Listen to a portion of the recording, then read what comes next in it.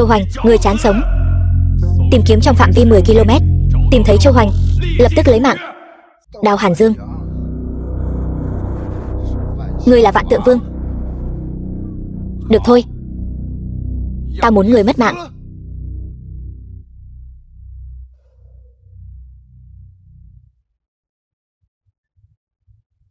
Đào Hàn Dương, ngươi sẽ không kiêu ngạo được bao lâu nữa đâu. Ta sẽ bắt đầu từ người phụ nữ của ngươi, đòi chút lãi suất.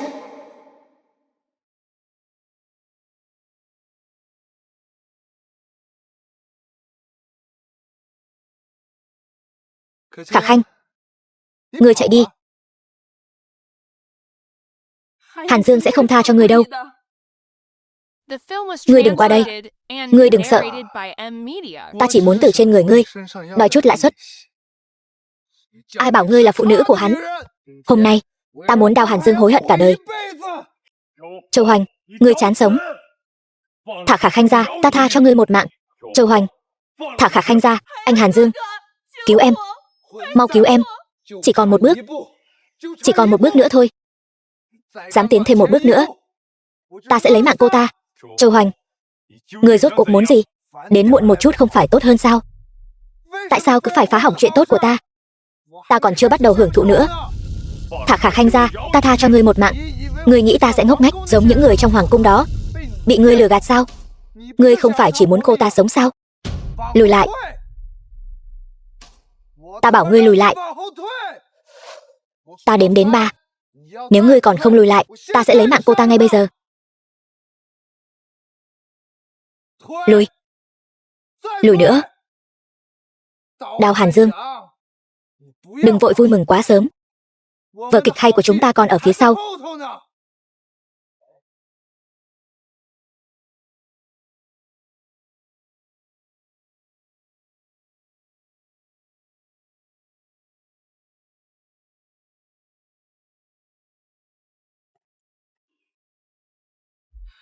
Chủ nhân, Châu Hoành và Châu Trường An đã trốn thoát.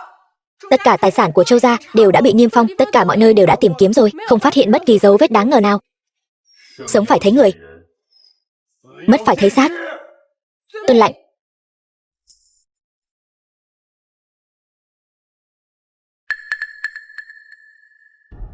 Không còn thời gian nữa. Bây giờ chúng ta đang ngàn cân treo sợi tóc. Châu Hoành, anh có thể chỉ trời thề rằng đời này anh chỉ yêu một mình em. Nếu vi phạm lời thề này, cháu gái Ngọc, thông gia, Phong Lôi Vương và Châu gia ta có mối giao hảo sâu sắc. Chỉ cần hắn ta nắm lại Vạn Tượng Vương cung, hai nhà chúng ta sẽ trực tiếp trở thành quyền quý hàng đầu Tây Cảnh. Đến lúc đó, ngay cả người của Vạn Tượng Vương cung thấy chúng ta cũng phải cung kính. Thật sao? Điều này đối với Ngọc tổng, đối với công ty mà nói thì quá tốt rồi. Vì Ngọc gia chúng ta, con cũng không thể do dự nữa.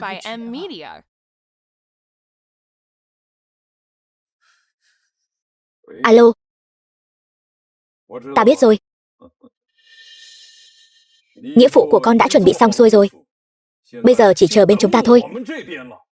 Nghĩa phụ xưa nay sẽ không làm chuyện không có nắm chắc. Khả nhân, bây giờ chỉ trông cậy vào em thôi. Cháu gái Ngọc, muốn Ngọc gia và Châu gia quật khởi thì phải sớm quyết định. Từ xưa đến nay, người làm việc lớn không câu nệ tiểu tiết. Khi cần quyết thì phải quyết, sẽ không bị rối loạn. Nên dứt mà không dứt, nhất định sẽ gặp tai ương. Khả nhân, Ngọc gia chúng ta trông cậy vào con đấy. Mỹ Bình, gửi thiệp mời đi.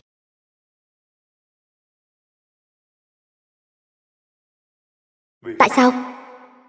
Tại sao tôi không phát hiện sớm hơn? Tại sao tôi không đến sớm hơn? Khả Khanh, xin lỗi.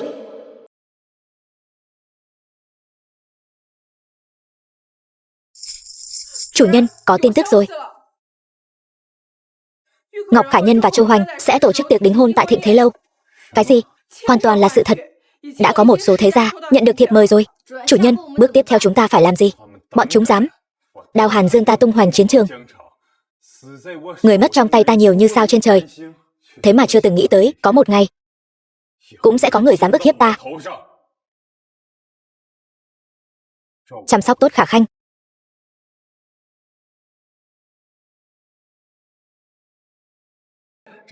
Tây Cảnh Thánh Tôn trấn giữ biên giới phía Tây.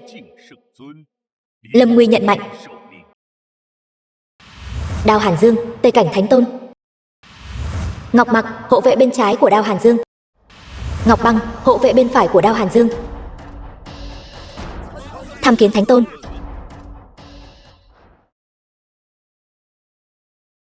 Xông lên. The film was translated and narrated by M Media.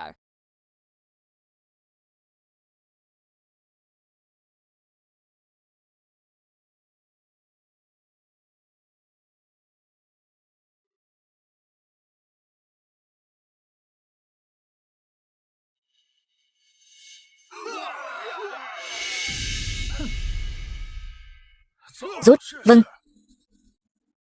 Chủ nhân, địch quân đã toàn tuyến tan tác. Biên giới cũng an toàn. 7 năm rồi. Ta đã trấn giữ đại hạ 7 năm. Giờ đây thiên hạ thái bình. Lòng báo quốc đã chọn. Chủ nhân, ngài là người thừa kế của Vạn Tượng Vương, nhưng ngài chưa từng trở về Vạn Tượng Vương cung. Nếu ngài rời khỏi Biên Thùy, hiện tại ta vẫn còn một tâm nguyện chưa thành. Chẳng lẽ là ân nhân đã cứu ngài năm đó?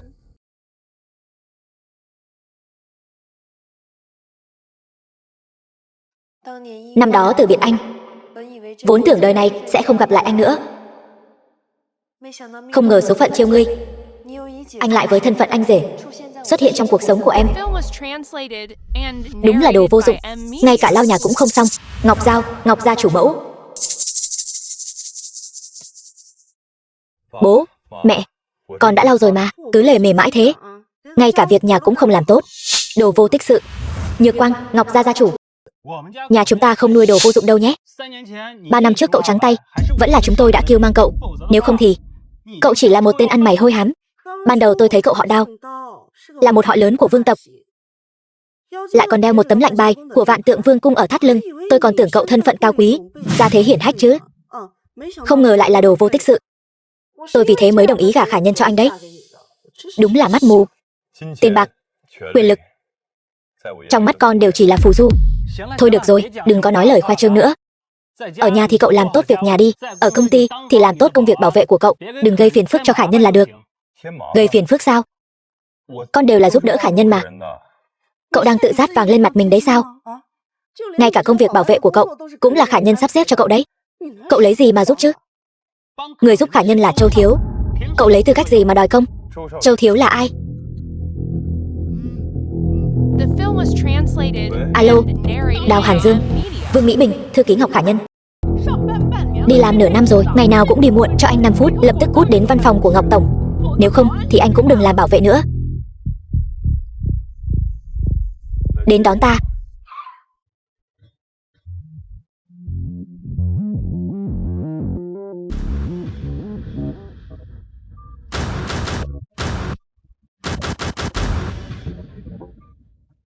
Chủ nhân.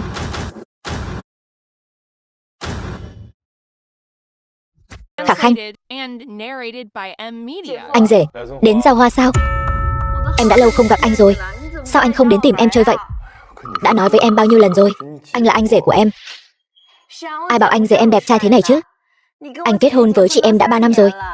Chị ấy còn chưa cho anh lên giường mà cũng gọi là anh rể sao? Chuyện người lớn đừng có xen vào. Chị em đâu, anh là chồng chị ấy mà. Anh còn không biết, em làm sao mà biết được? Đao Hàn Dương, đây là văn phòng, không phải chỗ cho hai người nói nhảm. Ngậm miệng lại cho tôi. Mau làm việc chính đi. Ký cái này cho tôi, rồi cút ngay lập tức. Thỏa thuận ly hôn. Ý gì? Ý gì sao? Ý trên mặt chữ. Hôn nhân của anh và Ngọc Tổng đến đây là kết thúc. Cô nói rõ từng chữ cho tôi nghe xem nào. Chắc hẳn anh cũng nhìn ra rồi. Anh của hiện tại căn bản không xứng với Ngọc Tổng. Anh rể tôi không xứng với Ngọc Khả Nhân sao? Ngọc Tổng chỉ mất 3 năm đã biến tập đoàn du lịch Điền Nam từ một tập đoàn sắp phá sản thành một đế chế thương mại có giá trị thị trường gần 10 tỷ. Cô ấy là một thiên tài kinh doanh, còn anh chỉ là một kẻ vô dụng. Vô dụng sao? Đừng ghét bỏ lời tôi khó nghe. Ngọc Tổng năm đó là vì thương hại anh mới luôn chịu thiệt thòi, không ly hôn với anh, thậm chí còn sắp xếp anh vào bộ phận bảo vệ của công ty làm bảo vệ, cho anh cơ hội để anh bắt đầu từ cấp thấp, chứng minh bản thân. Kết quả thì sao?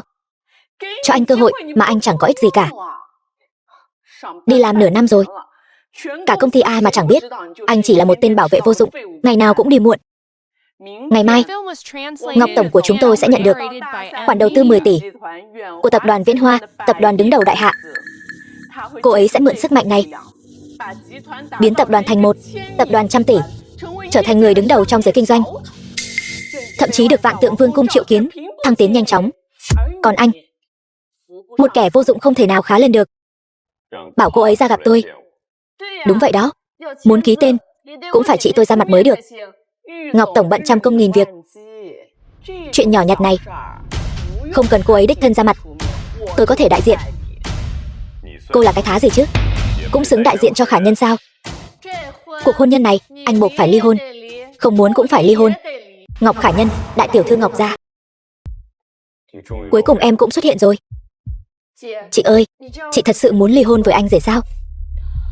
Đây có 10 triệu, ký đi. Từ hôm nay trở đi, hãy rời khỏi thế giới của tôi. Chuyện hôn nhân đại sự sao có thể xem thường như trò đùa được. Tôi khuyên anh mau ký tên đi, giữ lấy chút tự tôn đáng thương của anh, rồi cút đi càng xa càng tốt. Cho tôi một lý do. 3 năm trước tôi kết hôn với anh là vì tôi thấy anh là một cổ phiếu tiềm năng, nên mới cho anh ở rể. Nhưng không ngờ 3 năm đã trôi qua, anh luôn chẳng làm nên trò trống gì, là một kẻ vô dụng. Đến ngày mai, du lịch Điền Nam sẽ nhận được khoản đầu tư hàng chục tỷ từ tập đoàn Viễn Hoa. Đến lúc đó, địa vị tài sản giữa anh và tôi sẽ khác biệt một trời một vực. Anh không xứng với tôi. Chiêu đầu tiên trong huy động vốn, xử người cùng giường trước, đủ tàn nhẫn. Sao vậy? Chị ít sao? Đưa ra điều kiện đi, tôi sẽ cố gắng hết sức để đáp ứng anh. Trong mắt em, hôn nhân có thể dùng tiền bạc để đo lường sao? Hàn Dương, lâu như vậy rồi, anh không nhìn thấy khoảng cách giữa chúng ta sao? Anh có biết điều tôi thực sự muốn là gì không? Vậy 3 năm qua, tình cảm và sự hy sinh của tôi dành cho em tính là gì? Thêm 10 triệu nữa. Thì ra, trong mắt em, tiền bạc thật sự có thể đo lường mọi thứ. 20 triệu này đủ để mua sự chăm sóc rẻ mạt của anh trong 3 năm qua rồi. Còn điều tôi muốn, anh không thể cho được. Tình thân trong mắt em đều có thể bị tiền bạc thao túng. Ngọc Khả Nhân, em thật sự khiến tôi phải nhìn bằng con mắt khác đấy. Tên bảo vệ thối tha. Tôi thấy anh không muốn ký vào thỏa thuận ly hôn này để bám víu vào tài sản của Ngọc Tổng chúng tôi, rồi tiếp tục làm kẻ vô dụng của anh. Các người nói đúng, tôi chính là tên bảo vệ thối tha, kẻ vô dụng. Anh rể, anh thật sự can tâm sao? Đây là quyết định tôi đã cân nhắc kỹ lưỡng, cho lợi ích giữa hai chúng ta, rồi mới đưa ra. 20 triệu này đủ để anh sống an nhàn cả đời. Anh có phải đang giận em không? Khả Khanh, em làm quá đáng rồi đấy. Họ đã ức hiếp anh đến mức đó rồi. Lẽ nào em có thể khoanh tay đứng nhìn sao? Em không hiểu đâu. Vị trí của chị em trong lòng anh rất quan trọng. Anh sẽ không ly hôn với cô ấy đâu. Anh ngốc sao? Chị ấy đã coi anh như quả bóng mà đá rồi. Khả Khanh, anh biết em là vì muốn tốt cho anh, nhưng anh là anh rể của em. Em đã vượt quá giới hạn rồi.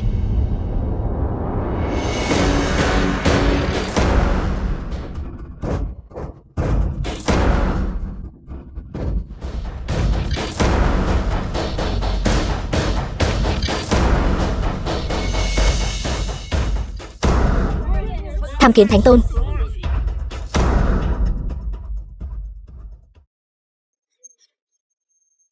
Chủ nhân, tập đoàn Viễn Hoa đầu tư vào du lịch Điền Nam 10 tỷ, có cần rút vốn không? Anh rể, khoản đầu tư 10 tỷ của tập đoàn Viễn Hoa là anh cho sao? Không cần. Đó vốn dĩ là món quà tôi tặng Khả Nhân để cô ấy một bước lên mây, nhưng hôm nay ngài lại bị sỉ nhục. Cứ làm theo đi. Vâng. Anh rể, anh là ai?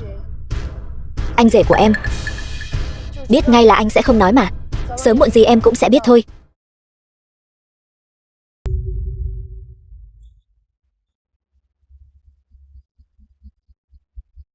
Đứng lại. Anh không đi canh cổng chính, đến đây làm gì? Đây không phải là nơi các anh nên đến. Còn thay cả bộ da chó nữa sao? Giả bộ cái gì chứ? Vị trí của anh là ở cổng, cút về đi. Các người cũng quá tự đề cao bản thân rồi đấy. Mày còn dám dẫn con tiện nhân này vào đây sao? Đây là nơi mày nên đến sao? Mỗi người ở đây đều có thể khiến mày quỳ xuống cầu xin. Mau cút ra ngoài, đừng quá đáng. Tôi lại muốn xem Họ làm thế nào để khiến tôi quỳ xuống cầu xin?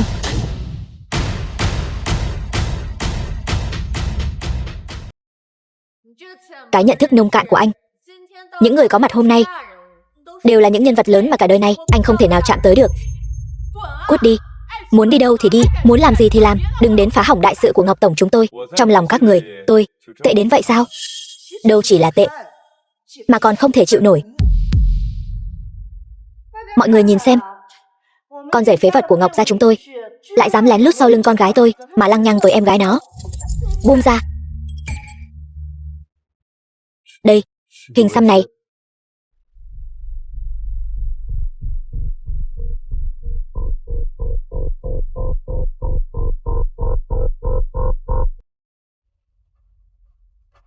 Buông ra, dừng tay.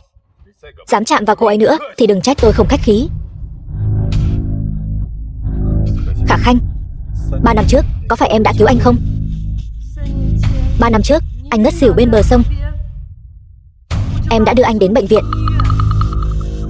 Sau đó anh biến mất, em tìm mãi không thấy anh. Nửa năm trước khi gặp lại anh đã trở thành anh rể của em rồi. Tôi sai rồi. Sai 3 năm. Chẳng lẽ anh còn có thể chọc thủng trời sao? Trời. Tôi chính là trời này. Im miệng. Mau xin lỗi ba vị đó. Tôi đã nói rồi, họ không xứng. Đào Hàn Dương, anh chán sống rồi sao? Đừng liên lụy đến Ngọc Tổng của chúng tôi. Nếu đã như vậy, thêm cả ta. Châu gia, một trong tứ đại thế gia. Châu gia sao? Châu gia ta khởi nghiệp từ bản thành, trải qua 70 năm phát triển mà không suy tàn, sản nghiệp trải rộng khắp Tây Cảnh và thậm chí cả Đại Hạ. Ở Tây Cảnh này, Châu gia ta đã ăn sâu bén rễ. Châu gia đó, họ đã được Vạn Tượng Vương cung triệu kiến. E rằng sau này ở Tây Cảnh, họ sẽ hoành hành, không có gì có thể ngăn cản được. Nghe nói người nắm giữ Vạn Tượng Vương cung là Tây Cảnh Thánh Tôn, chính là người đứng đầu tứ cảnh, trên vạn người. Nếu Châu gia có thể được ngài ấy triệu kiến thì đúng là một bước lên mây. Buổi thịnh hội lần này, tổng giám đốc Lại Hưng Sương của tập đoàn Viễn Hoa, lão Lại, với Châu gia ta là bạn thân. Bây giờ anh thấy đủ chưa? Châu gia tính là cái thá gì? Anh, ta biết giờ phút này chư vị có mặt ở đây đều muốn lấy việc áp chế tôi làm vinh dự, nhưng xin lỗi, các người vẫn chưa đủ tư cách. Được thôi. Nhìn khắp Tây Cảnh, anh là người duy nhất dám lớn tiếng với những thế lực quyền quý hàng đầu như chúng tôi. Nếu anh đã muốn đối đầu với Tây Cảnh đến vậy, được, vậy tôi sẽ thành toàn cho anh. Người đâu? Đuổi 2 người họ ra ngoài cho tôi. Anh rể, đại hội sắp bắt đầu rồi, mời mọi người về chỗ. Đúng là một người có tình có nghĩa, người phụ nữ tốt hiếm có trên đời. Chào mọi người, tôi là Tổng Giám đốc Tập đoàn Du lịch Điền Nam, Ngọc Khả Nhân. Hôm nay, chúng tôi sẽ thực hiện buổi giới thiệu cuối cùng trước khi niêm yết cho dự án đầu tư vào du lịch Điền Nam. Anh rể, chúng ta đi thôi. Khả Khanh, em thật sự thích anh sao? Vâng, từ lần đầu tiên gặp anh, em đã thích anh rồi. Chỉ là không ngờ sau này anh lại trở thành anh rể của em. Em chỉ có thể giấu tình cảm này trong lòng. Vậy lần này là vì em đau lòng cho anh. Hơn nữa, chị ấy cũng sắp ly hôn với anh rồi. Em tranh giành hạnh phúc của mình thì có gì sai. Tương tự, tôi cũng như Tập đoàn Du lịch Điền Nam sẽ cố gắng hết sức mình, mang lại lợi nhuận cao nhất cho nhà đầu tư. Du lịch Điền Nam dưới sự dẫn dắt của Ngọc Tổng chỉ mất 3 năm đã tạo ra một đế chế kinh doanh gần 100 tỷ. Một kỳ tài như vậy, một doanh nghiệp như vậy, nhất định phải đầu tư.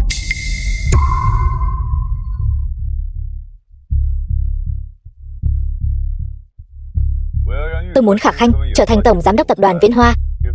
Trong 10 phút, mang tài liệu đến đây.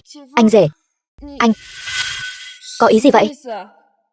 Anh muốn em trở thành Tổng Giám đốc Tập đoàn Viễn Hoa.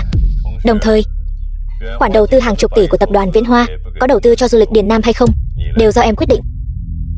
Tập đoàn Viễn Hoa sao? Tập đoàn Viễn Hoa là công ty có giá trị thị trường cao nhất ở Đại Hạ, trực tiếp do Vạn Tượng Vương cung kiểm soát cổ phần. Anh rể, anh 10 phút nữa tập đoàn Viễn Hoa sẽ do em làm chủ. Chẳng lẽ anh là thành viên của Vạn Tượng Vương cung? Cho dù anh ở Vạn Tượng Vương cung, địa vị cao hơn thành viên bình thường, cũng không đến mức khoa trương mà có thể trực tiếp giao chức tổng giám đốc cho em. Khả Khanh, khoản đầu tư chục tỷ này em muốn đưa cho chị gái em sao? Tôi tuyên bố thành công. Khoan đã.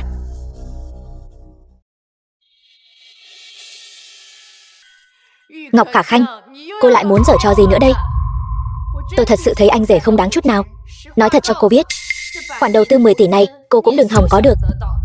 Ngọc Khả Khanh, cô có tư cách gì ở đây nói lời ngông cuồng như vậy? Khoản đầu tư 10 tỷ này chính là của tập đoàn Viễn Hoa. Còn tiện nhân này có phải điên rồi không? Khả Khanh, con nghĩ rằng con là tổng giám đốc của tập đoàn Viễn Hoa sao? Tôi lên đây là để tuyên bố một việc. Bây giờ, tôi với tư cách tổng giám đốc của tập đoàn Viễn Hoa chính thức tuyên bố hủy bỏ 10 tỷ đầu tư dành cho du lịch Điền Nam. Đây không phải là em gái của Ngọc Tổng sao? Sao dám có dũng khí nói lời ngông cuồng này? Cô ta lại dám đại diện cho Lại Gia. Ngọc Tổng, cô ta vì muốn phá hoại hội nghị đầu tư của cô, đến cả thể diện của mình cũng không cần nữa rồi. Ngọc Khả Khanh, cô có biết không, bây giờ cô cứ như một tên hề vậy. Con bé này đầu óc chắc là bị uống nước rồi, lại dám nói ra được loại chuyện cười này. Tiểu Khả Khanh, nếu cô là tổng giám đốc của tập đoàn Viễn Hoa, tôi thề là sẽ ăn phân trước mặt mọi người. Đây chính là lời anh nói đấy. Thư ký Dương, làm phiền cô nói cho cô ta biết tổng giám đốc của tập đoàn Viễn Hoa rốt cuộc là ai. Tổng giám đốc của tập đoàn Viễn Hoa là Lại Hưng Sương, Lại Tổng. Cô cũng dám mạo danh Lại Tổng, là phải chịu trách nhiệm pháp lý đấy.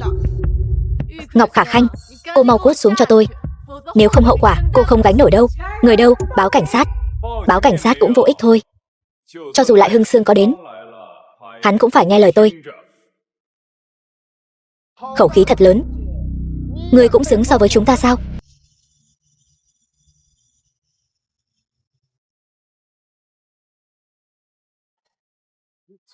Từ nay về sau, chúng ta cắt đứt mọi quan hệ, không ai nợ ai. Sao vậy? Không hài lòng sao? Thư ký Dương, liên hệ Lại Gia đi. Tôi muốn cho cái đồ phế vật này không yên thân được. Alo, Lại Gia.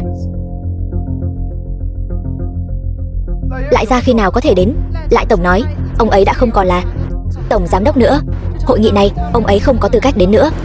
Cái gì? Cái này sao có thể như vậy được? Chuyện gì thế? Không có gì là không thể. Tổng giám đốc đương nhiệm của tập đoàn Viễn Hoa là người mà các người đang chế giễu. Ngọc Khả Khanh, hoang đường. Dù Lại Gia không đến, chúng tôi cũng đã thu hút được khoản đầu tư 13 tỷ. Điều này không thể thay đổi được. Ngọc Khả Khanh đương nhiên cũng không thể là tổng giám đốc. Kẻ hề cuối cùng vẫn chỉ là kẻ hề. Người đâu? Kéo hai người bọn họ đi cho ta. Dừng tay. Kiến thức nông cạn, ỷ thế hiếp người, ăn nói vô lễ. Các người có biết ngài ấy là ai không? Trước mặt ngài ấy, bọn kiến hôi các người cũng dám tranh giành ánh sáng với mặt trời rực rỡ sao? Vị tiểu thư này, cô có chắc là muốn bảo vệ tên phế vật này không? Ăn nói sắc sược, đáng đánh. Hỗn xược, các người thật tàn nhẫn. Ngươi là ai? Dám đánh người của tứ đại gia tộc ta? Tứ đại gia tộc sao? Các người đã phạm phải tội tày trời. Bây giờ điều các người nên làm là lập tức quỳ xuống xin lỗi, để cầu xin một con đường sống cho gia tộc của các người. Nếu tôi không hiểu lầm, ý là bây giờ không nhanh chóng xin lỗi tên phế vật này, ngươi còn muốn diệt cả tộc ta sao? Đúng vậy, những người có mặt ở đây đều là danh nhân Tây Cảnh. Ngọc Khả Khanh dựa vào đâu mà dám nói năng ngông cuồng ở đây? Cô ta có tư cách gì mà bắt chúng ta xin lỗi? Dám mạo danh tổng giám đốc tập đoàn Viễn Hoa. Đáng tội tử. Trai trộm cắp, gái lẳng lơ, lại còn làm chuyện bậy bạ với nhau.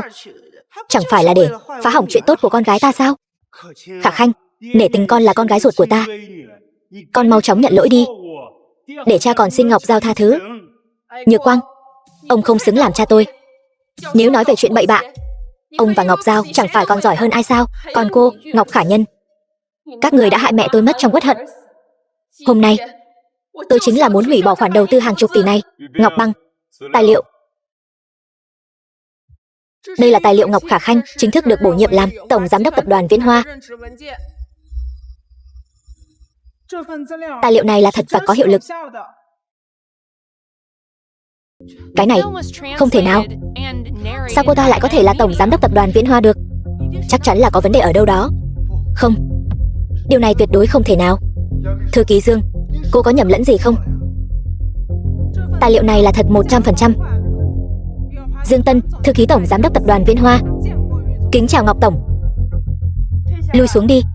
Vâng. Các người không tin, tôi cũng không có cách nào. Tôi nhớ có người từng nói, nếu tôi là tổng giám đốc tập đoàn Viễn Hoa, hắn sẽ ăn phân trước mặt mọi người. Ngươi, ai biết được vị trí này của ngươi là có được bằng cách nào? Đồ tiện nhân cô, sao có thể là tổng giám đốc của tập đoàn Viễn Hoa được chứ? Chắc chắn đã xảy ra chuyện gì đó mờ ám rồi. Chuyện mờ ám sao? Ai mà biết được. Biết đâu là dựa vào thân thể để leo lên vị trí đó. Đánh. Con tiện nhân kia, ta với ngươi không đội trời chung. Người phụ nữ này trông cũng có dáng vẻ đấy. Nếu muốn quyến rũ lại Hưng Sương thì chỉ cần một cái móc tay là dính ngay. Không ngờ cô ta lại là loại người như vậy. Ngọc Khả Nhân tôi dựa vào chính mình sẽ không ở chung với loại người này. Sau này đừng so sánh ta với cô ta. Ta thấy ghê tởm. Xin chào mọi người, tôi là tân tổng giám đốc của tập đoàn Viễn Hoa, Ngọc Khả Khanh. Trước khi nói đến chuyện chính, tôi xin giới thiệu với mọi người một chút. Người ở dưới khán đài kia tên là Đao Hàn Dương, là người mà Ngọc Khả Khanh tôi đã yêu thích nhiều năm. Cô ta dám công khai tỏ tình với Đao Hàn Dương sao? Cô ta không sợ Lại Hưng Sương biết sao? Nếu Lại Hưng Sương biết mình bị cắm sừng thì cô ta và tên phế vật kia sẽ thảm hại đấy. Con hồ ly tinh nhỏ này lúc đầu thai chắc chắn đã dùng trí óc để đổi lấy cái vẻ bề ngoài này. Còn Ngọc Khả Nhân là vợ cũ của Hàn Dương. Hàn Dương đã một tay nâng đỡ cô ta trở thành nữ hoàng thương trường Tây Cảnh. Nhưng người phụ nữ này, cô ta không những không biết ơn mà thậm chí còn nhiều lần vu khống Hàn Dương. Người đàn ông mà Ngọc Khả Khanh tôi yêu thích không thể bị sỉ nhục. Sau đây, tôi với tư cách là tổng giám đốc của tập đoàn Viễn Hoa xin tuyên bố phong sát Ngọc Khả Nhân.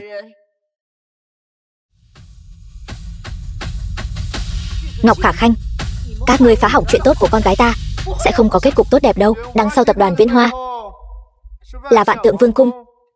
Cô ta nói phong sát là phong sát sao? Cô ta có thể quyết định quyết sách của Vạn Tượng Vương cung sao?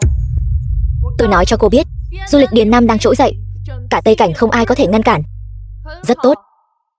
Tôi với tư cách là tổng giám đốc của tập đoàn Viễn Hoa xin tuyên bố hủy bỏ khoản đầu tư 10 tỷ vào du lịch Điền Nam. Ngọc Khả Khanh lại có thể nắm giữ tập đoàn Viễn Hoa sao? Thật là một trò cười lớn nhất thiên hạ. Đúng vậy, chẳng khác nào cóc ghẻ nhảy vào chảo dâu. Chán sống mà. Tôi vừa mới gửi video của hai người họ cho Lại Gia rồi. Hai kẻ xấu xa này sẽ không đắc ý được lâu nữa đâu. Mặc dù Lại Gia đã từ chức, nhưng uy thế còn lại của ông ấy không phải loại các ngươi có thể tưởng tượng được. Hai người các ngươi, số phận chẳng còn dài nữa đâu. Mạng của ta, ngươi còn chưa đủ tư cách để lấy đi. Kẻ tự cao tự đại là các người. Trong mắt tôi, nhìn khắp cả hội trường, tất cả đều như kiến hôi. Sao các người không nghĩ xem rốt cuộc là ai có tư cách trong vòng vài phút khiến tôi trở thành tổng giám đốc của tập đoàn Viễn Hoa? Vài phút sao? Khả Khanh, bây giờ con lừa người càng ngày càng không có giới hạn rồi. Nói khoác cũng không sợ cắn phải lưỡi. Tầm nhìn hạn hẹp. Bản hợp đồng bổ nhiệm này tập đoàn Viễn Hoa nói không tính, Lại Hưng Sương nói càng không tính, Vạn Tượng Vương cung nói mới tính. Sau khi cô Khả Khanh nhậm chức, tất cả các khoản điều động tài chính, đầu tư dự án, cô ấy đều có quyền quyết định. Bây giờ cô nói cho tôi biết, tôi, tổng giám đốc của tập đoàn Viễn Hoa này, hủy bỏ khoản đầu tư hàng chục tỷ của cô, có đủ tư cách không? Bây giờ cô có tin tất cả những gì Hàn Dương cho cô đều là thật không? Không thể nào. Trong thế giới của Đao Hàn Dương tôi không có ba chữ không thể nào. Chẳng lẽ mình thật sự đã nhìn nhầm rồi sao? 3 năm nay anh ta vẫn luôn che giấu. Tôi không tin. Các người nhất định là muốn trả thù tôi nên mới phá hoại buổi giới thiệu dự án của tôi. Sự thật đã bày ra trước mắt cô rồi, mà cô vẫn tin Châu Hoành và bọn họ. Có mắt không tròng. Hắn ta là một tên vô dụng. 3 năm không có việc làm. Ngay cả công việc bảo vệ cũng là tôi giúp hắn ta tìm. Tôi dựa vào đâu mà tin hắn ta? Chỉ dựa vào tấm này, Vạn Tượng Lệnh của Vạn Tượng Vương Cung. Chỉ dựa vào anh Hàn Dương, là người của Vạn Tượng Vương Cung. Anh ta là người của Vạn Tượng Vương Cung sao? Anh ta ở Ngọc Gia của tôi, ăn bám 3 năm, làm bảo vệ 3 năm.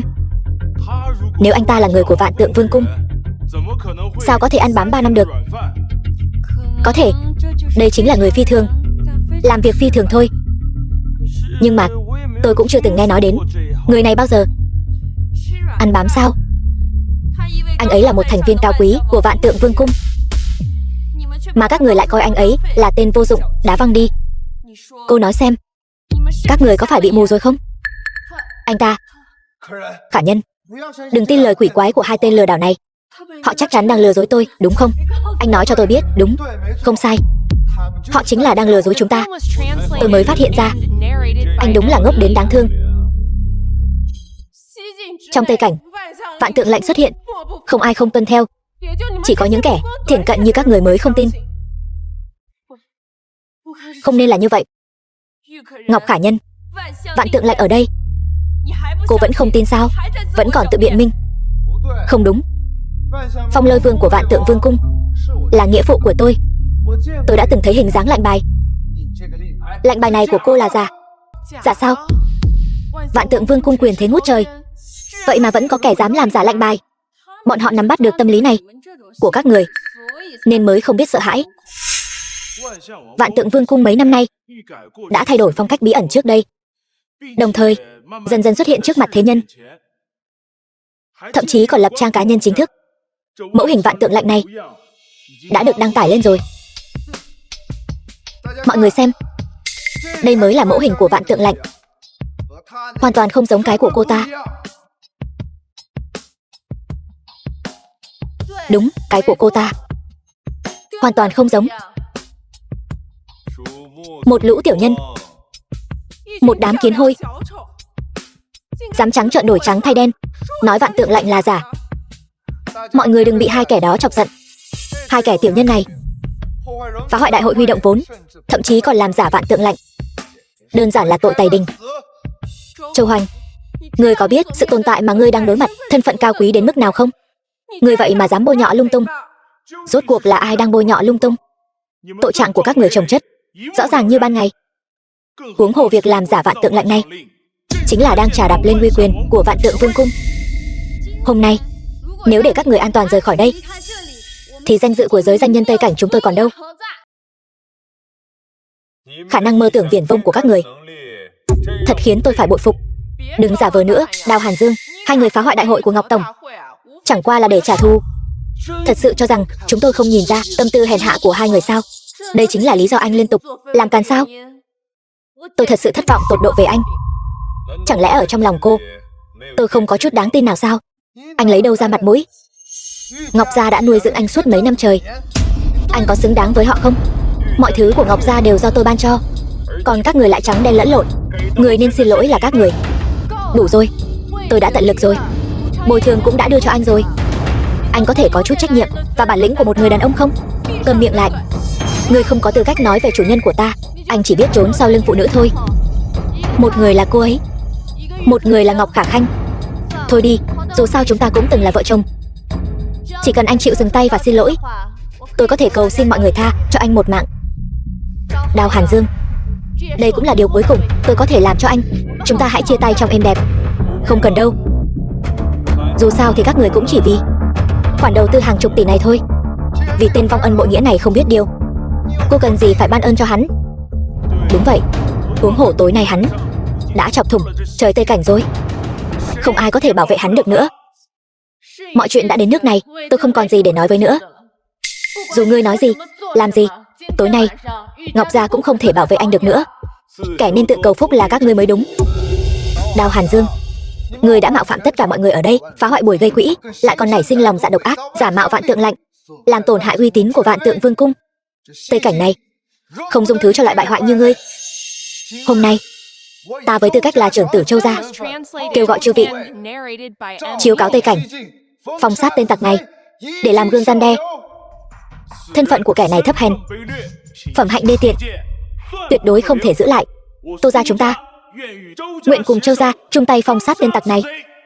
Thằng nhóc, sau ngày hôm nay, cái tên không biết trời cao đất dày nhà ngươi sẽ vang danh khắp Tây Cảnh. Giang gia chúng ta ở Tây Cảnh phong sát tên tặc này. Tào gia chúng ta cũng tính là một. Vương gia chủ, Vương gia ở Tây Cảnh phong sát tên tặc này. Lý gia chủ, Lý gia Tây Cảnh đồng ý phong sát tên này. Triệu gia chủ, Triệu gia Tây Cảnh nguyện phong sát tên này. Phong sát tên tặc này. Phong sát tên tặc này. Sau đêm nay, khắp Tây Cảnh sẽ không ai chiêu mộ ngươi, không ai dám dùng ngươi, ngay cả ăn xin cũng không được bố thí. Ngươi không thể thoát khỏi Tây Cảnh. Hơn nữa Tây Cảnh sẽ không còn chỗ dung thân cho ngươi nữa. Bây giờ các ngươi muốn thế nào? Vạn tượng hộ pháp nghe lệnh xuất hiện.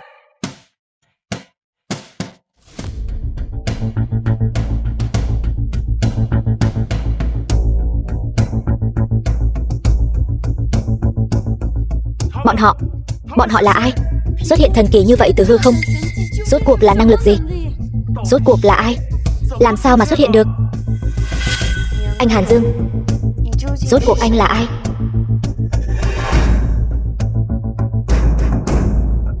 Hộ pháp nghe lệnh. Vâng. Bắt giữ người thừa kế của tứ đại thế gia. Vâng.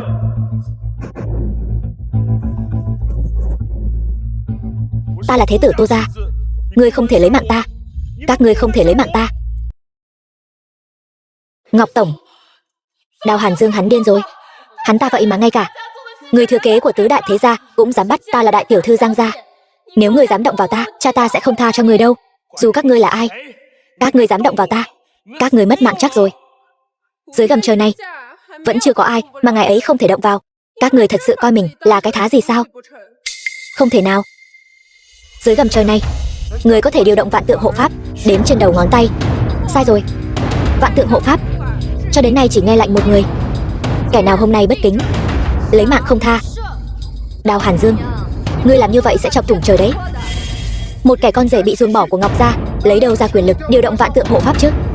Người rốt cuộc là ai? Quyền lực đương nhiên là dành cho kẻ mạnh nhất.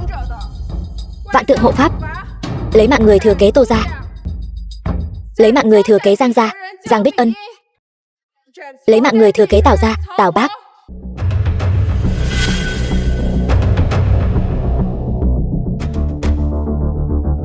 Cái tên vô dụng này dám lấy mạng cả người thừa kế của tứ đại thế gia.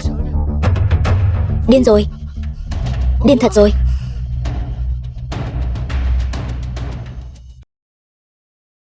Lấy mạng Châu Hoành, nghĩa phụ của ta là Phong Lôi Vương. Ngươi không có tư cách lấy mạng ta. Ngươi không thể lấy mạng hắn. Trước đây hai người các ngươi đã sỉ nhục ta đủ điều. Hết lần này đến lần khác khiêu khích giới hạn của ta. Sau đó hắn lại tuyên bố trước toàn hội trường liên kết với ba đại thế gia khác, muốn cắt đứt đường sống của ta, đẩy ta vào đường cùng. Kẻ xấu là các ngươi, kẻ tốt cũng là các ngươi.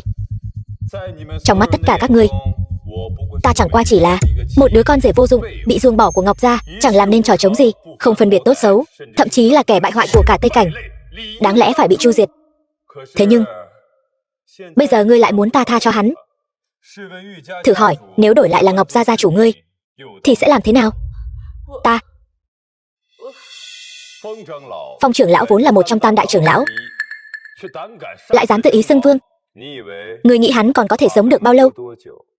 Ở Tây Cảnh này, ta chính là trời, lật tay thành mây, lật tay thành mưa. Hắn có thể làm gì được ta? Ta sai rồi. Cầu xin ngươi, tha cho ta đi. Sai rồi sao? Sai rồi là có thể tha cho ngươi sao?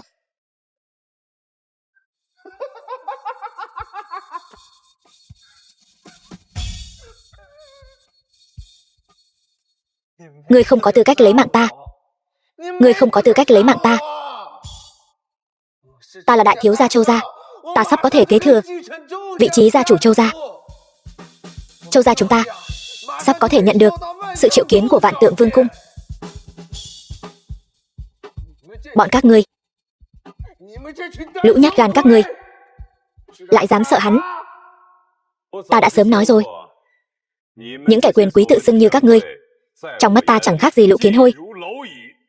Ai tán thành, ai phản đối? Ta phản đối.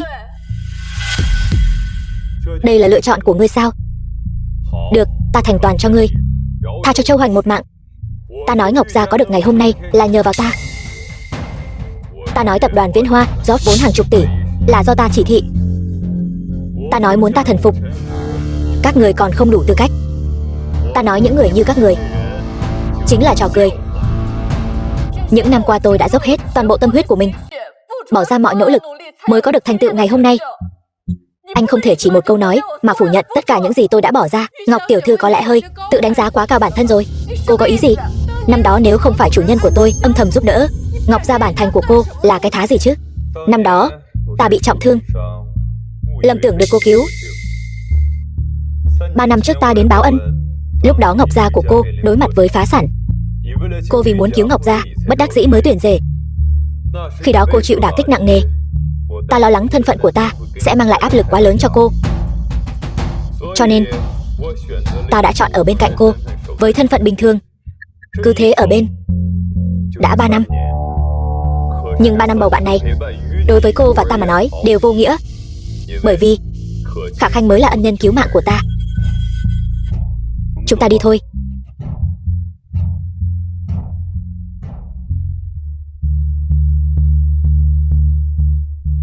Tây Cảnh sắp đổi chủ rồi. Anh Hàn Dương, đây chính là nhà của em. Bao nhiêu năm nay em vẫn luôn sống một mình. Anh Hàn Dương, anh đừng chê. Chủ nhân, thuộc hạ có tội. Có tội gì? 3 năm trước, Ngọc tiểu thư đã đưa ngài đến bệnh viện. Sau khi thuộc hạ tìm thấy ngài ở bệnh viện, đã đưa ngài đi, mà không kịp nói với Ngọc tiểu thư. Sau đó chúng tôi điều tra, ân nhân cứu mạng của ngài đã nhầm Ngọc Khả Nhân thành Ngọc tiểu thư, khiến ngài nhầm lẫn tai hại, báo ân nhầm người. Ta biết rồi, chuyện này cũng không thể trách các ngươi. Năm đó ta cũng không ngờ Khả Khanh và Ngọc Khả Nhân là hai chị em, 2 tỷ tỷ. Không trách các tỷ đâu. Khả Khanh, nỗi tiếc nuối 3 năm qua này ta sẽ bù đắp lại tất cả. Anh Hàn Dương, chỉ cần có thể ở bên anh, cho dù 5 năm hay 10 năm, em đều nguyện ý chờ. Ngọc Băng, Ngọc Mặc có mặt, nhân danh Vạn Tượng Vương cung, phát hành Vạn Tượng thiếp, thông cáo các thế gia lớn ở Tây Cảnh. Tây Cảnh Thánh Tôn trở về chấp trưởng Vạn Tượng Vương cung.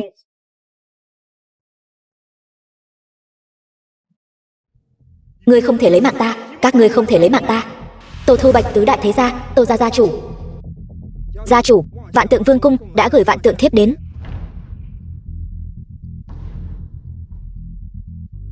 Nghe nói đời này, Tây Cảnh Thánh Tôn là đệ nhất tướng phong cương ngàn năm của Đại Hạ quốc ta, vẫn luôn trấn thủ biên cương. Vì sao đột nhiên lại trở về? Cũng tốt, nhân cơ hội này báo thù rửa hận cho Vân Hiên. Giang Vân Long, tứ đại thế gia, Giang gia chủ.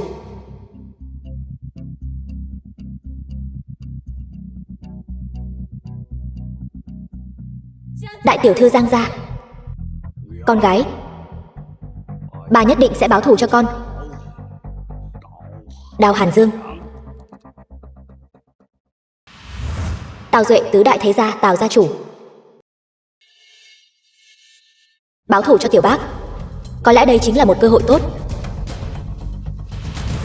Châu Trường An, tứ đại thế gia, Châu gia chủ. Ta là người thừa kế Châu gia. Phong Lôi Vương là nghĩa phụ của ta. Ai cho hắn cái gan đó? Hắn sao dám lấy mạng ta? Ba, con muốn hắn mất mạng. Ta nhận được tin tức Tây Cảnh Thánh Tôn trở về. Ta tin rằng chỉ cần con thành tâm thỉnh cầu, người đó nhất định sẽ giúp chúng ta báo thù.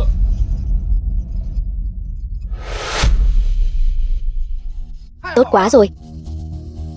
Châu bá phụ, Khả Nhân, con đó không cần khách khí. Sau này chúng ta chính là người một nhà. Khó khăn của du lịch Điền Nam, lão phu sẽ giúp con.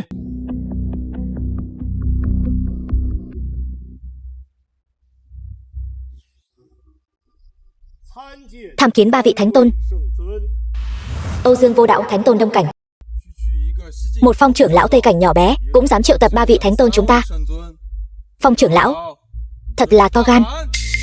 Xem ra Tây Cảnh thánh tôn Diệp Lưu Vân, thánh tôn Nam Cảnh, những năm nay lơ là quản lý, tùy tiện một kẻ vô danh tiểu tốt cũng dám trước mặt chúng ta càn rỡ. Không thể không nói, sau chuyện này Tượng Nam Thiên thánh tôn Bắc Cảnh, chúng ta phải đòi Tây Cảnh một lời giải thích. Thánh tôn xin đừng nóng vội. Phong trưởng lão của Vạn Tượng Vương cung, lần này mời 3 vị đến chính là vì sự an nguy tính mạng của con dân Tây Cảnh ta. Ý gì? Bẩm báo thánh tôn, Tây Cảnh thánh tôn hành sự quái đản, thủ đoạn độc ác, khiến cho con dân của Vạn Tượng Vương cung oán thán khắp nơi, khổ không tả xiết. Thuộc hạ lần này đến đây chính là mời 3 vị thánh tôn giúp Vạn Tượng Vương cung của ta trừ khử Tây Cảnh thánh tôn.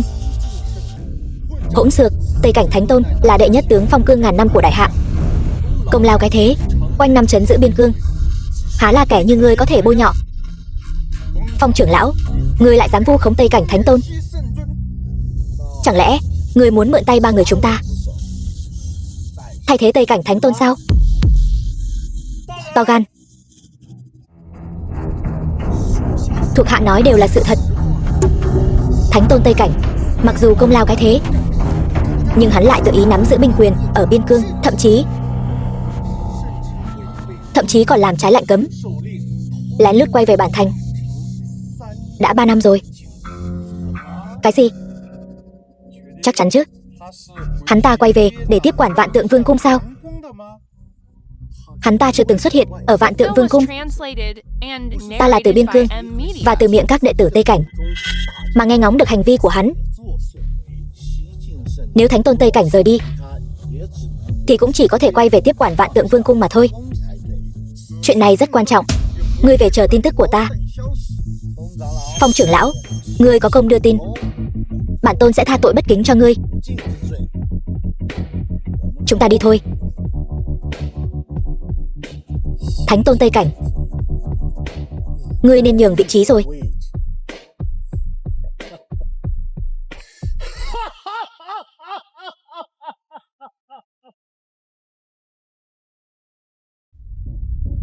Hỉ.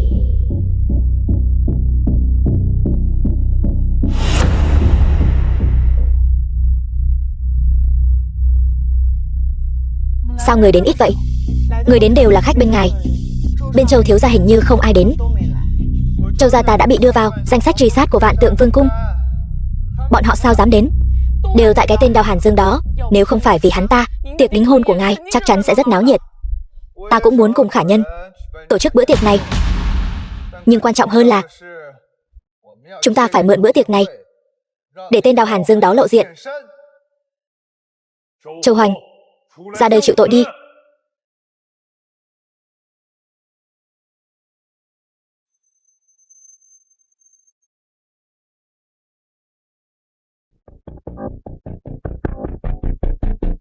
Không phải là chồng cũ của Khả Nhân sao? Chồng cũ gì chứ? Đây chính là một tên con rể bị bỏ mà thôi. Nghe nói cái tên vô dụng này đã phá hỏng buổi họp huy động vốn của Khả Nhân. Đúng là một tên vong ân bội nghĩa. Cái tên vong ân bội nghĩa nhà ngươi sao còn mặt mũi mà đến đây? Sao vậy? Có phải trong lòng vẫn còn vương vấn Khả Nhân nhà chúng tôi hối hận vì ly hôn rồi sao? Hôm nay Khả Nhân sẽ cùng Châu thiếu gia đính hôn rồi đấy. Ngươi cứ hối hận đi. Tôi kính trọng các vị là bề trên, đừng được voi đòi tiên.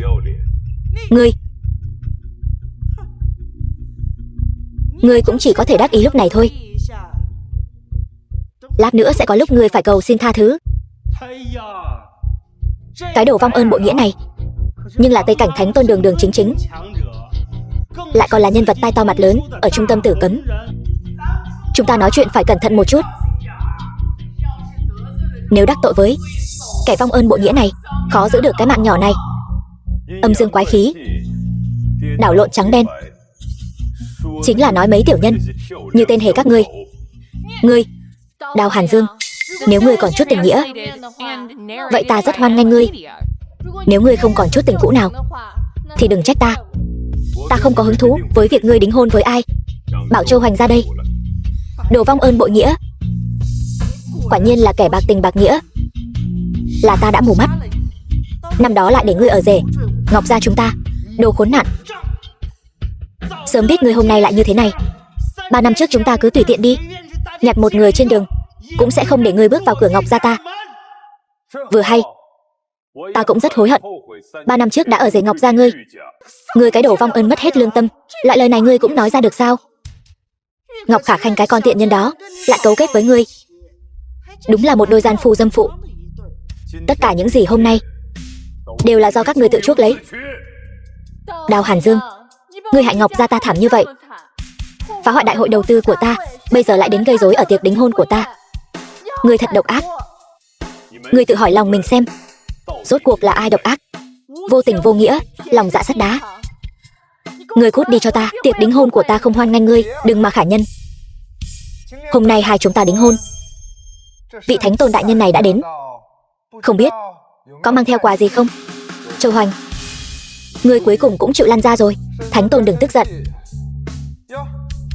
Không mang quà sao? E là không mua nổi nhỉ. Nhưng đã đến rồi thì bữa cơm này chúng ta vẫn sẽ ban cho ngươi một bữa. Cái đồ vong ơn bội nghĩa này chỉ là một tên nghèo kiết xác, còn mặt mũi đến tham dự tiệc đính hôn của khả nhân nhà chúng ta. Về phần quà cáp, ta thì có mang theo một ít, ta sợ ngươi không chịu nổi. Thánh tôn đại nhân khách sáo rồi. Ai cũng biết ngươi là một tên bảo vệ thối tha, chẳng kiếm được mấy đồng. Món quà này của ta chính là lấy mạng ngươi. Cái đồ vong ơn bội nghĩa này lấy mạng người rồi, mau cứu mạng. Ngươi dám? Châu Hoành này là tội phạm quan trọng, bị Vạn Tượng Vương cung truy nã, ai dám tiến thêm một bước nữa, máu sẽ vương vãi tại chỗ. Vạn Tượng cung bắt người sao? Con sói mắt trắng này là người của Vạn Tượng Vương cung sao? Các ngươi đừng nghe con sói mắt trắng này nói bậy. Hắn ta lòng dạ hiểm độc, đơn giản là không bằng cầm thú. Mọi người đừng nghe hắn ta. Loại người lòng lang dạ sói như thế này căn bản không biết cái gì gọi là lễ nghĩa liêm sỉ. Thánh tôn đại nhân, uy phong thật lớn. Ta ở ngay đây, ngươi cứ việc lấy mạng. Chỉ là hôm nay ngươi có thể lấy mạng được tất cả mọi người sao? Muốn bắt ngươi, trước tiên phải qua được cửa ải của ta đã. Dám động đến con rể tương lai của ta, để ta kết liễu cho ngươi xem. Tuyệt đối không thể để hắn ta đạt được mục đích. Đào Hàn Dương, tất cả quý vị có mặt ở đây hôm nay đều là người sáng suốt. Những việc ngươi làm nếu là đúng, họ không thể nào ngăn cản ngươi. Cái kiểu nói chuyện mỉa mai của ngươi càng ngày càng đạt đến trình độ thượng thừa. Là Châu Hoành dạy sao? Châu Hoành là vị hôn phu của ta, ngươi không động vào hắn được đâu. Ngọc Khả Nhân, ngươi che giấu cho tội phạm bị truy nã của Vạn Tượng Vương cung có nghi ngờ đồng lõa. Ngươi có biết tội của mình không? Ngươi là cái thá gì chứ? Ăn gan hùm mật báo rồi sao mà cũng dám định tội Ngọc tổng của chúng ta? Các ngươi đều đang phạm tội. Phạm tội sao? Châu gia và Ngọc gia của ta bây giờ là người một nhà, còn ngươi, Đào Hàn Dương, từ hôm nay trở đi là kẻ thù. Ngươi thật sự hết thuốc chữa rồi. Đúng vậy, ngày trước ta đúng là mù mắt mới kết hôn với ngươi. Bây giờ Châu Hoành là một lòng một dạ yêu ta, cũng dốc hết sức lực giúp ta. Ngươi làm được không? Ngươi không làm được, chỉ biết lằng nhằng với con tiện nhân Ngọc Khả Khanh đó đến phá hoại chuyện tốt của ta. Đánh đi, đánh vào đây. Tránh ra. Không tránh. Ta cũng không tránh. Không tránh. Ta cũng không tránh. Đào Hàn Dương, ta xem bây giờ ngươi có thể làm gì được chúng ta. Vẫn còn quá non nớt. Ngươi căn bản không biết Châu Hoành đã làm gì. Ngọc Khả Nhân, sự kiên nhẫn của ta có hạn, nhưng sự kiên nhẫn của ta sớm đã không còn rồi. Hôm nay ngươi hoặc là cút đi, hoặc là ngồi yên đó. Ngươi đang cản trở ta bắt giữ cha con Châu Hoành. Ngươi lấy mạng ta phải không? Châu Hoành suýt chút nữa đã lấy mạng Khả Khanh đấy. Khả Khanh không phải là em gái của Khả Nhân sao? Châu thiếu gia là người thừa kế của tứ đại gia tộc, sao có thể hại Khả Khanh được chứ? Đào Hàn Dương, ngươi vì muốn bắt ta, ngay cả lời nói dối này ngươi cũng có mặt mũi mà bịa ra sao? Cháu gái Khả Khanh đã đi theo cái tên Bạch Nhãn Lang như ngươi. Ngươi vì muốn bắt cha con ta, vu khống con trai ta. Ngươi đúng là một tên rác rưởi hèn hạ bẩn thỉu. Châu thiếu gia làm việc quang minh lỗi lạc. Ngươi cho dù muốn lừa người cũng nên tìm một lý do nào đó tốt hơn đi chứ. Muội muội Khả Khanh thông minh lương thiện như vậy, một lòng một dạ đối đãi với ngươi, ngược lại là ngươi lòng dạ xấu xa. Ngươi quá độc ác rồi. Nàng ta dù có tệ đến mấy cũng đã đi theo ngươi rồi, sao ngươi có thể sau lưng lợi dụng nàng làm bia đỡ đạn chứ? Trái tim của ngươi là bằng gì vậy? Sao lại đen tối như vậy chứ? Ngươi vì muốn báo thù, ngay cả loại lời nói dối này ngươi cũng nói ra được. Bố, đừng chấp nhặt với tên xúc sinh này. Ngươi trả Khả Khanh lại cho ta. Ngươi trả lại cho ta. Nếu các ngươi đã cố chấp không tỉnh ngộ, vậy ta cũng chỉ có thể cùng các ngươi xé rách mặt nạ thôi. Ngươi, Châu Hoành, chịu tội đi. Đào Hàn Dương, ngươi dám? Phong Lôi Vương, mau cứu Hoành Nhi. Đừng động vào con ta.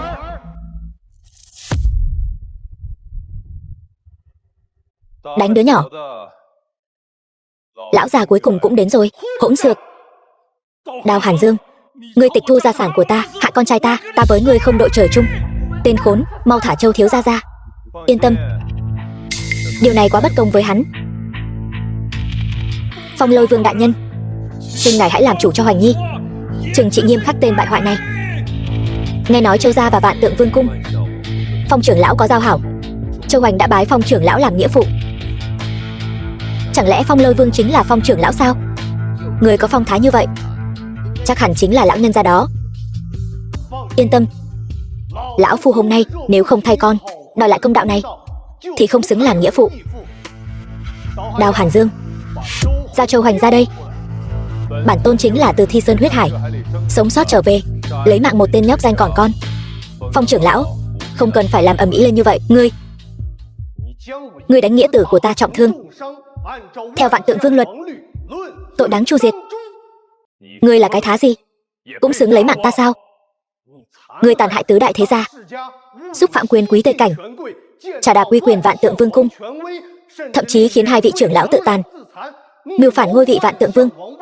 Bất kể điều nào, ngươi đều không thể thoát, vì muốn vu khống ta, đặt ra một loạt tội danh không có thật.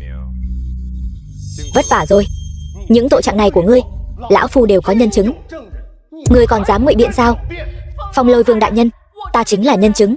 Ta có thể chứng minh tất cả tội lỗi đã phạm của con sói mắt trắng này. Ta cũng có thể làm chứng.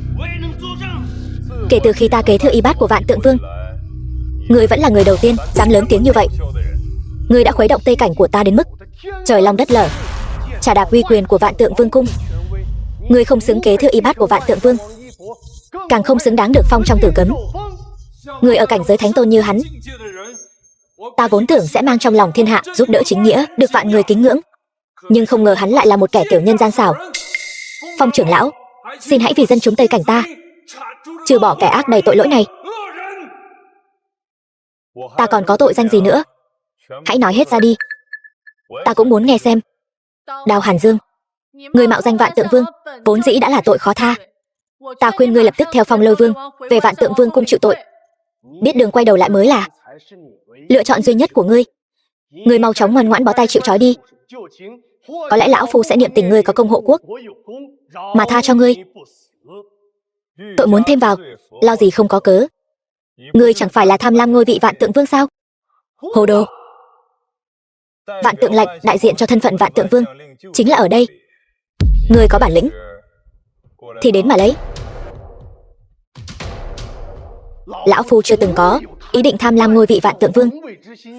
Ngươi mau chóng tự phế võ công, ngoan ngoãn giao Vạn Tượng lệnh ra đây. Nếu nói về sự giả dối, Phong trưởng lão quả là vô song thiên hạ rồi. Nghĩa tử của ngươi đây đã phạm phải tội tày trời, khó thoát khỏi kiếp nạn này.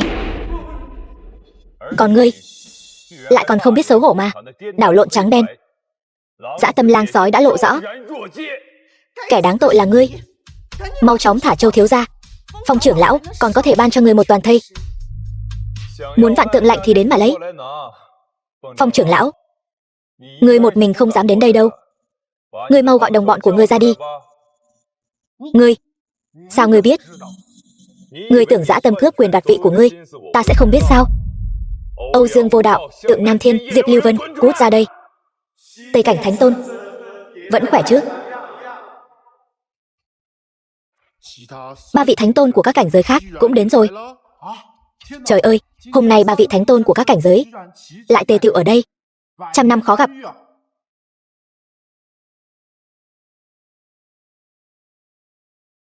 Kính chào Tây cảnh thánh tôn. Không ngờ 3 vị vậy mà cũng cùng Phong trưởng lão cấu kết làm điều xấu. Tây thánh tôn nói quá rồi, hắn không xứng. Lão già này tuy gian xảo, nhưng chúng ta cũng không mắc bẫy hắn. Vậy các vị đến đây chuyến này là vì chuyện gì? 4 vị thánh tôn chúng ta không thể tùy tiện rời khỏi nơi trấn thủ chức trách. Tây Cảnh Thánh Tôn cũng biết, nếu muốn 4 vị Thánh Tôn rời khỏi địa phận, trừ khi có người xảy ra biến cố lớn.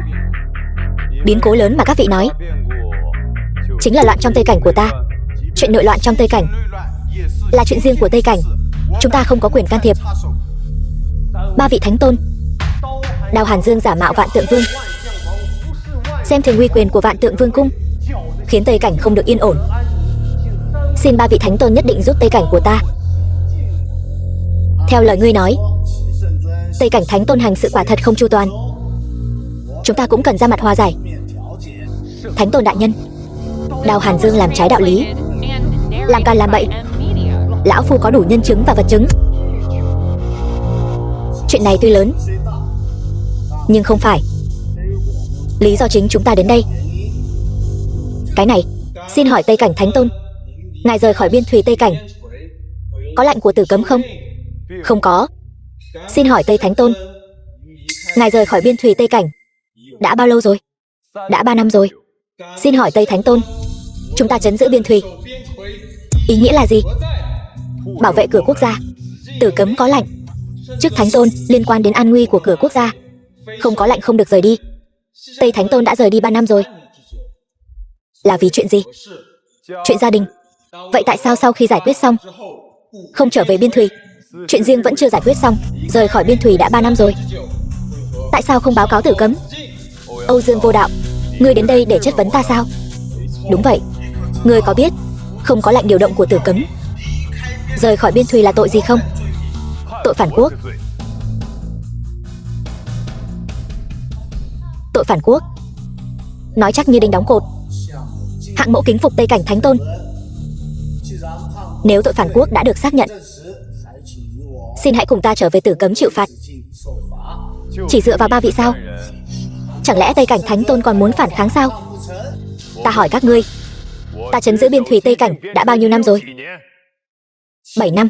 Đại hạ có lệnh 7 năm là có thể rời đi. Ta có nói sai không? Không sai. Khi ta rời đi, biên giới có nguy hiểm không? Cái này không có. Vậy tội phản quốc nói từ đâu ra? Không có lệnh của Tử Cấm liền luận tội phản quốc. 3 vị Thánh Tôn, Đào Hàn Dương không chỉ phản quốc mà còn gây loạn trong Tây Cảnh, thậm chí còn mưu đồ ngôi vị Vạn Tượng Vương. Quả thực là kẻ phản quốc. Nếu ngươi còn muốn giữ mình trong sạch thì hãy theo ta lên kinh. Ngươi không có bằng chứng, ta tại sao phải đi theo các ngươi? Bất kể ngươi có hiểm nghi phản quốc hay quấy rối sự yên bình của Tây Cảnh, đây đều là trọng tội. Hôm nay ngươi phải đi theo chúng ta, trừ phi trong lòng ngươi có quỷ, sợ hãi khi theo chúng ta lên kinh. Ngươi phải biết, chống đối chúng ta có quyền bắt giữ ngươi ngay tại chỗ. Lời ta vừa nói, các ngươi hình như không hiểu. Các ngươi không có bằng chứng, lại không có lệnh điều động của Tử Cấm. Ta dựa vào đâu mà phải đi theo các ngươi? Đào Hàn Dương, ngươi tội ác tày trời. Đừng trách ta và 3 vị Thánh Tôn không khách khí với ngươi. Đào Hàn Dương, ngươi có hiểm nghi phản quốc, ngươi lại quấy rối Tây Cảnh. Chúng ta vì bách tính Tây Cảnh không thể làm ngơ, bắt giữ theo luật. Ta đã nói rồi, các ngươi không xứng. Ngươi chỉ có một mình, tưởng rằng có thể tiêu dao ngoài vòng pháp luật sao? Trước mặt 3 vị Thánh Tôn, ngươi lại còn dám la lối, thật không biết chữ mất mạng viết thế nào sao? Ta khuyên ngươi ngoan ngoãn nhận tội, tự kết liễu đi. Dù sao thì 3 vị các ngươi cũng là nhân vật Thánh Tôn, vậy mà lại đồng lõa với Phong trưởng lão này. Các ngươi có biết Phong trưởng lão này có ý đồ mưu quyền soán vị không? Các ngươi thân là chủ một cảnh, lại không phân biệt được gian thân. Thật đáng tiếc cho vinh quang được ban vương miện Phong Vương này. Đào Hàn Dương, ngươi không biết điều. Ngươi vậy mà ngay cả chuyện hèn hạ như thế cũng dám làm. Thân là Thánh Tôn, ngươi thật sự đã làm mất hết thể diện được Tử Cấm phong tặng. Thấy chưa, mặc cho ngươi có tài ăn nói đến mấy, cũng khó mà rửa sạch tội danh. Đào Hàn Dương, để giữ mạng, ngươi vẫn nên nhanh chóng nhận tội đi. Vạn Tượng Vương đời trước lúc lâm chung đã truyền vị cho ta, ra lệnh cho ta bảo vệ Tây Cảnh. Ta lại không ngờ người đầu tiên chống đối ta lại là người của Vạn Tượng Vương cung. Đó là vì ngươi đáng tội. Chỉ dựa vào các ngươi, những người có mặt ở đây, tính từng người một, đều là lũ kiến hôi. Ngươi tuy là thủ lĩnh Thánh Tôn, nhưng ngươi có phải đã quá tự đại rồi không? Cùng là Thánh Tôn cảnh, chúng ta liên thủ lại, cho dù là muốn lấy mạng ngươi, cũng có thể nói là dễ như trở bàn tay. Đao Hàn Dương, ngươi đừng tưởng rằng chúng ta không cùng đẳng cấp. Vu khống cũng được, phỉ báng cũng chẳng sao. Ngươi nói đúng rồi, ta và các ngươi căn bản không cùng đẳng cấp. Được, vậy thì để bản tôn ta lĩnh giáo, dạy dỗ ngươi một trận. Thằng nhóc thối danh con, sức mạnh của chủ nhân ta há là các ngươi có thể tưởng tượng được sao? Các ngươi đều đang vu oan cho Hàn Dương. Các ngươi là Ngọc Băng, hộ vệ Thánh Tôn Tây Cảnh. Ngọc Mặc, vị này là người yêu của chủ nhân ta. Ngọc Khả Khanh. Khả Khanh, em sao lại đến đây? Sau khi Khả Khanh cô nương tỉnh lại, lo lắng chủ nhân rơi vào bẫy nên kiên quyết muốn đến, xin chủ nhân thứ tội. Hàn Dương, đây là một cái bẫy, nhất định phải cẩn thận. Cứ yên tâm, tình thế này một mình ta là đủ rồi. Nhưng mà 3 vị Thánh Tôn đang ở đây, chúng ta chi bằng tạm thời tránh né, sau này rồi tính tiếp. Cho bọn họ 100 lá gan, bọn họ cũng không dám động đến ta. Vẫn xin 3 vị Thánh Tôn bắt giữ Đao Hàn Dương này để làm sáng tỏ mọi chuyện. Khả Khanh cô nương, người tại sao lại nói chúng ta đang vu oan cho Đao Hàn Dương? Hàn Dương chưa bao giờ làm chuyện gì thất đức trái lẽ trời, tất cả đều là bọn họ vẫn luôn vu oan cho Hàn Dương. Tiểu Oa Nhi, ngươi và Đao Hàn Dương này là cùng một phe, đương nhiên sẽ nói giúp hắn. Ngọc Khả Khanh, ngươi có biết Đao Hàn Dương đã làm những chuyện gì không? Hắn ta vì báo thù, không tiếc vu oan cho con rể đáng thương của ta, còn hãm hại cả ngươi. Ngươi bị mù rồi sao? Tại sao lại muốn đi theo loại cặn bã như vậy? Khả Khanh, Đao Hàn Dương hắn ta không phải là người tốt đâu, con đừng đi theo nhầm người. Khả Khanh, Đao Hàn Dương thật sự là một kẻ cặn bã với tâm địa độc ác. Ta nể tình em là em gái ta, hảo ý khuyên em một câu, em đừng để Đao Hàn Dương lừa gạt nữa. Ngọc tổng nhà chúng ta luôn là vì tốt cho cô đi theo tên Bạch Nhãn Lang này sẽ không có kết cục tốt đẹp đâu. Hàn Dương là một anh hùng đỉnh thiên lập địa. 3 vị Thánh Tôn, các vị là Thánh Tôn cao quý, nếu là các vị liên tục bị người khác chế giễu, vu oan, các vị sẽ làm thế nào? Tất cả mọi người đều coi thường Hàn Dương. Phong trưởng lão này cùng Châu gia cấu kết trong ngoài, thậm chí còn muốn mượn tay các vị để trừ khử Hàn Dương. Chẳng lẽ các vị không nhìn ra sao? Lão phu đã dốc hết tâm huyết vì Tây Cảnh, tấm lòng này trời đất chứng giám. Ngươi đừng có nói bậy. Nói bậy sao? Vậy ta hỏi ngươi, ngươi vì sao không tôn trọng Tượng Kỳ Ngân Thương? Vì sao không tôn trọng Vạn Tượng Vương lệnh? Vì sao không phân biệt đúng sai, không phân biệt trắng đen, đã vội kết tội Hàn Dương? Nhân chứng, vật chứng đều có đủ. Lão phu chỉ cần nhìn một cái là có thể phân biệt thật giả. Là ngươi có ý đồ bất chính, tâm địa độc ác, là ngươi tham lam ngôi vị Vạn Tượng Vương. Ngươi nhóc con, ngươi làm ô uế trong sạch của lão phu, lão phu không thể tha cho ngươi. Ta có bằng chứng. Khả Khanh, đừng nói nữa. Châu Hoành, ngươi làm ô uế trong sạch của ta dù thành quỷ cũng sẽ không buông tha cho ngươi. Đừng sợ, hắn không thoát được đâu. Cái gì? Không thể nào. Châu thiếu, không thể nào. Không, chuyện này không thể nào. Ngươi đang nói dối. Ngọc Khả Khanh, ngươi đang nói dối. Ngươi nghĩ rằng ta sẽ tự hủy hoại trong sạch của mình sao? Không, không thể nào. Người hắn thật sự yêu là ta. Hắn chỉ yêu một mình ta. Hắn sẽ không làm như vậy đâu. Giả dối, đúng không? Ngọc chất nữ, sao cháu có thể nghe lời một phía như vậy chứ? Hoành Nhi có phẩm tính thế nào, ta lại không biết sao? Ta muốn nghe hắn nói. Ngọc Khả Nhân, vì ngươi, ta đã trả giá nhiều như vậy. Ta nằm mơ cũng muốn có được thân thể của ngươi. Ngươi, câm miệng, đừng nói nữa. Tiếp tục nói đi. Ngọc Khả Nhân, ngươi xinh đẹp như vậy, không có được ngươi, ta thật sự không cam lòng. Còn có em gái Ngọc Khả Khanh của ngươi, thân thể của nàng là tuyệt diệu không tả xiết. Đao Hàn Dương, ngươi cái đồ phế vật vô dụng này, ngươi có phải ngay cả giường của cô ta ngươi cũng không trèo lên được không?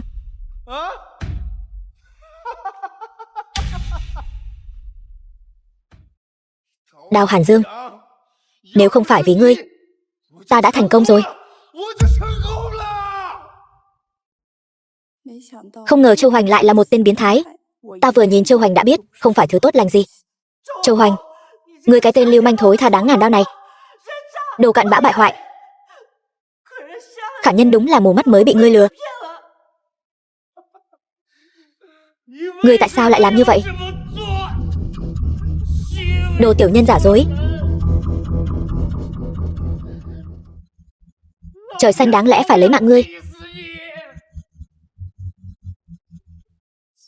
Châu Hoành, ta muốn lấy mạng ngươi. Buông con trai ta ra. Châu Hoành, dù Thiên Vương lão tử có đến cũng không cứu được ngươi. Tây Thánh Tôn, đừng làm càn. Tây Cảnh Thánh Tôn, muốn lấy mạng thì được thôi, nhưng phải trải qua xét xử chứ. Thành viên Vạn Tượng Vương cung, tự cho mình là cao quý, dung túng quyền quý Tây Cảnh, kiêu ngạo ngang ngược. Phong trưởng lão hôm nay lại càng mưu quyền xoán vị. Vạn Tượng Vương đời trước nếu có linh thiêng dưới suối vàng cũng khó mà nhắm mắt. Đặc biệt là Châu Hoành, chạm vào vảy ngược của ta, ức hiếp người ta yêu. Cái gì mà đừng làm can, cái gì mà cần xét xử. Ta nói cho các ngươi biết, đại trượng phu sinh ra giữa trời đất, phải hành động tùy ý. Cứu ta. Hôm nay dù Thiên Vương lão tử có đến cũng không cứu được ngươi. Sức mạnh của chiến thần. Chiến thần. Chiến thần sao? Đại hạ quốc của ta vậy mà lại sinh ra một chiến thần sao? Hắn vậy mà lại là chiến thần trăm năm mới có thể sinh ra một vị chiến thần.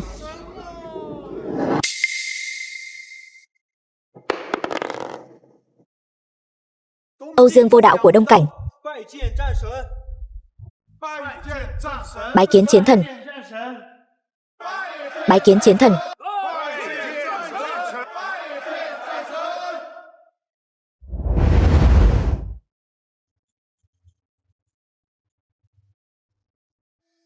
Khả Khanh, hắn đã mất rồi. Hàn Dương, thì ra anh không phải Thánh Tôn, mà là chiến thần cảnh giới trên Thánh Tôn cảnh giới. Chủ nhân từ 3 năm trước sau khi đại bệnh khỏi hẳn đã đột phá trở thành chiến thần. Đối với ngài mà nói, Thánh Tôn chẳng qua chỉ là một con kiến lớn hơn một chút. Thật nực cười, những người này thật sự quá tự cho mình là đúng. Ngọc Khả Nhân, ngươi đã nhìn rõ chưa? Thì ra ta mới là trò cười lớn nhất. Ta làm rể ngọc gia của ngươi, mặc dù nói là báo ân 3 năm, nhưng lại bị ngươi hiểu lầm là không làm nên trò trống gì. Nhưng nếu ngươi đã tỉnh ngộ, nhìn rõ sự giả dối xung quanh, thì cũng không uổng phí một đoạn duyên phận sai lầm này. Đoạn số mệnh này cũng nên kết thúc rồi. 3 người các ngươi còn muốn bắt ta vào kinh sao? 3 người chúng ta có mắt không tròng, không thể nhận ra chiến thần. Xin chiến thần ban tội. 3 người các ngươi thân là Thánh Tôn, có công bảo vệ biên cương quốc gia, mà nay chẳng qua là nghe theo lời gièm pha. Thôi bỏ đi. Tạ ơn chiến thần tha mạng.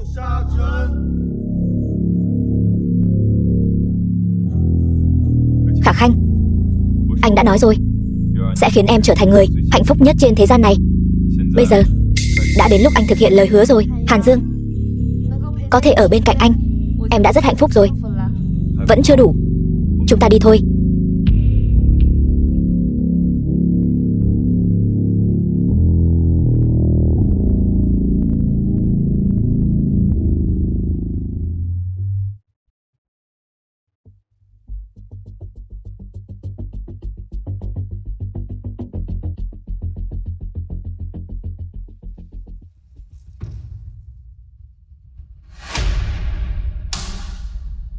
Chiến thần giáng lâm, vạn tượng quy chân. Bái kiến chiến thần, phù hộ Tây Cảnh của chúng ta. Bái kiến chiến thần, phù hộ Tây Cảnh của chúng ta.